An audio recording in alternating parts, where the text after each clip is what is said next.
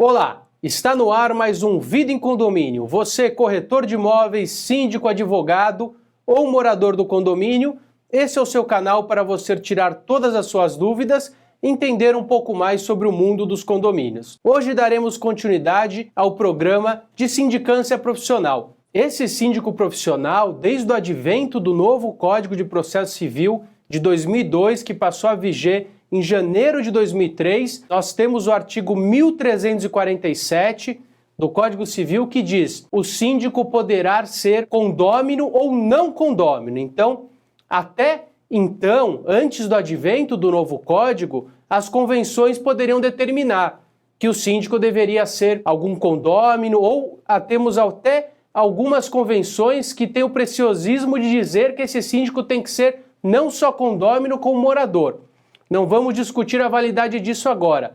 Vamos discutir se aquele condomínio, a partir de 2002, aonde o artigo 1347 diz que o síndico será eleito podendo ser condômino ou pessoa estranha àquele condomínio. Então, qualquer um pode sim se tornar síndico, desde que, logicamente, aquela massa condominial ou escolha para representar aqueles condôminos. O que é importante destacar é: a convenção diz, por exemplo, daquele prédio que o síndico deve ser alguém condômino, mas o que diz a lei? Que ele poderá ser pessoa estranha. Então, entendo, e esse é o entendimento majoritário na jurisprudência, que aquela pessoa estranha, ela pode sim ser síndica profissional, mesmo que exista restrição na convenção. Código Civil, Lei de Ordem Pública. Convenção, norma de direito privado. A convenção pode tratar de qualquer assunto desde que não contrarie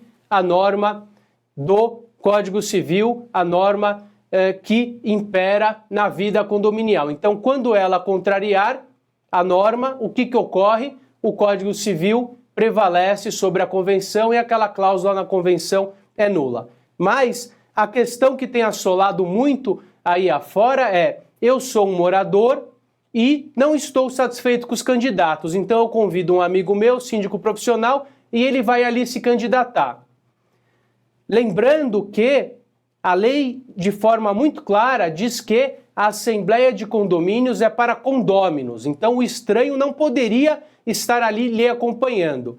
A gente já falou algumas vezes que não necessariamente o cônjuge, seja ele marido ou mulher, ele é condômino. Os filhos não são condôminos. O 1334 diz que condôminos são aqueles que têm a propriedade, o animus domini daquela unidade, mesmo que não seja algo escriturado, pode ser um contrato de gaveta. Então a definição de condômino é importante. A pessoa estranha, ela não pode estar em assembleia. Então, em tese, eu não posso levar o meu amigo, eu não posso levar algumas pessoas na assembleia. Então, o ideal é que, para que o condomínio defina a sindicância profissional, exista sim o interesse daquela coletividade ou seja trazido pela gestão.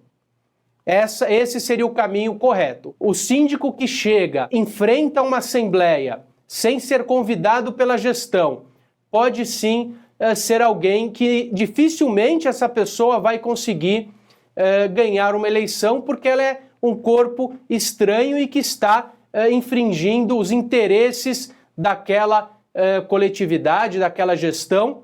Porém, nada impede que isso ocorra, mas é importante que o prédio tenha uma unidade, que o condomínio opte em trazer através de uma vontade da Assembleia, ou que os gestores tragam uma opção. Olha, como nós não temos candidatos, estamos trazendo algumas pessoas. O texto da convocação é a eleição de síndico. E se eu colocar eleição de síndico profissional? Ou e se algum condômino optar? Então é importante que se coloque eleição de síndico, morador ou profissional, por exemplo, ou que se omita, apenas mencione síndico, porque o profissional também é o síndico. Ele vai estar atrelado a um contrato, vamos falar disso, mas ele é um síndico.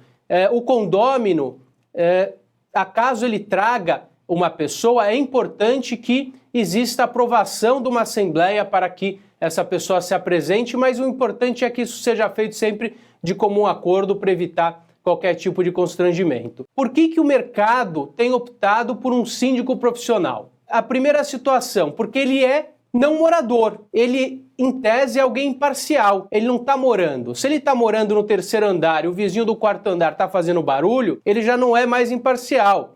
Se ele joga bola aos sábados com alguns condôminos, se ele gosta de um ou se ele brigou com outro, ele é parcial. Não quer dizer que um síndico morador não funcione. Estou dizendo quais são as características que levam à contratação de um síndico profissional, muitas vezes no lugar de um síndico morador. Ele é um especialista naquilo que ele está fazendo, ele está qualificado. O morador também pode estar qualificado, mas a tendência é alguém que escolhe exercer aquela atividade como profissão, que ele esteja apto para exercer essa atividade de forma qualificada. E ele está atrelado a um contrato. Você, quando opta em contratar, o seu condomínio, quando opta em contratar um síndico, você tem alguns requisitos. Então, eu, como síndico morador, eu não estou disposto, por exemplo, a atender o telefone a qualquer hora, eu não preciso dar plantão no prédio.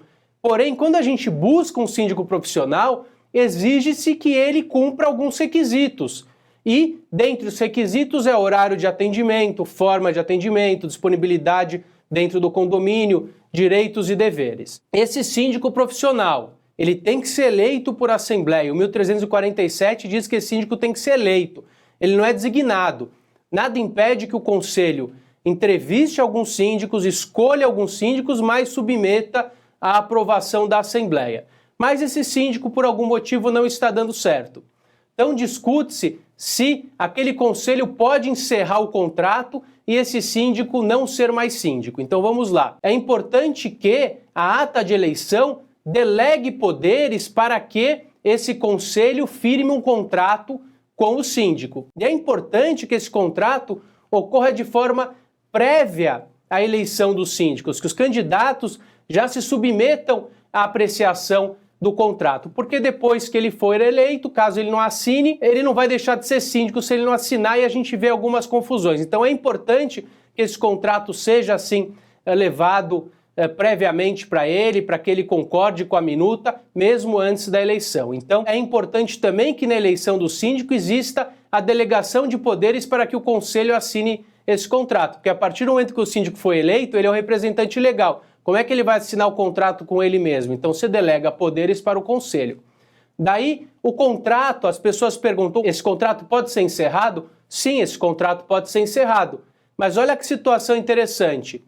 Ele tem o contrato cancelado, eventualmente ele não vai receber a remuneração acordada, mas ele não deixa de ser síndico. Porque a destituição, ela segue o quê? Ela segue um procedimento estabelecido pelo Código Civil.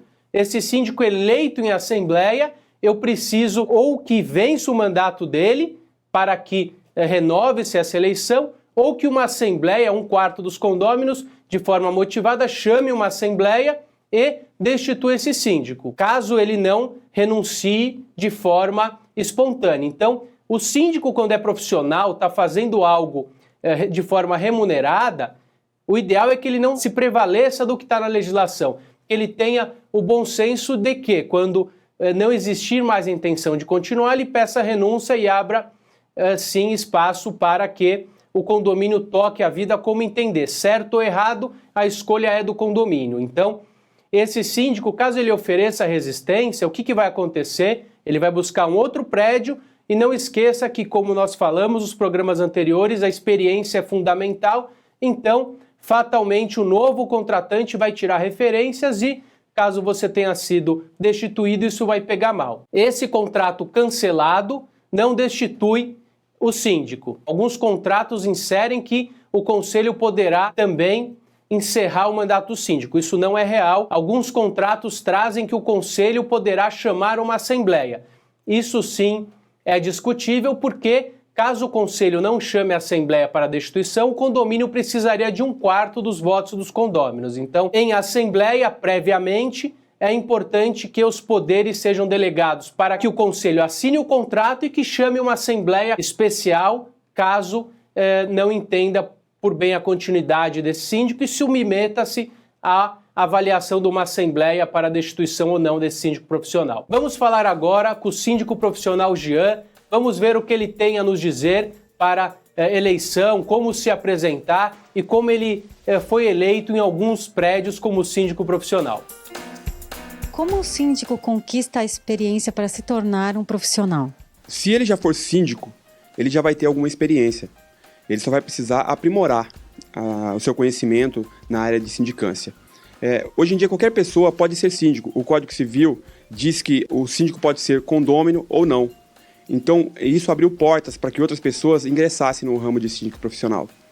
Então, moradores que sentem a necessidade de ajudar o seu condomínio acabam adquirindo esse conhecimento através de cursos, palestras e, a partir daí, agregar esse trabalho ao seu condomínio e, fazendo um bom trabalho, começa a ser observado pelos condomínios à sua volta ou por outros condôminos que tenham apartamentos em outros condomínios, levando ele para fazer esse trabalho externamente. Qual a maior vantagem de ser um síndico e não residir no condomínio? A vantagem é que o síndico que não reside no condomínio, ele tem uma visão periférica, externa do condomínio. O síndico que reside, ele recebe diariamente aquelas pequenas reclamações que acabam fazendo com que o síndico morador não tenha tempo de refletir sobre esses problemas. E aí ele acaba desanimando. Isso acontece com o síndico que é morador. E nós usamos isso a nosso favor, porque como profissionais, a gente absorve essas informações de forma que a gente consiga filtrar realmente qual é o problema. E às vezes acontece de o próprio condômino, devido a essa distância do síndico que não mora, ele mesmo filtrar essa informação e chegar a nós já filtrada para que possamos dar uma solução mais exata ao problema. Já em casos de emergência, é ideal que o síndico esteja presente no condomínio. Como é feito nesse caso? Tá aí uma pergunta muito importante, porque dá devida atenção a contrato de manutenção. O condomínio ele necessita ter bons prestadores de serviço com contrato de manutenção que atendam o condomínio nessas emergências.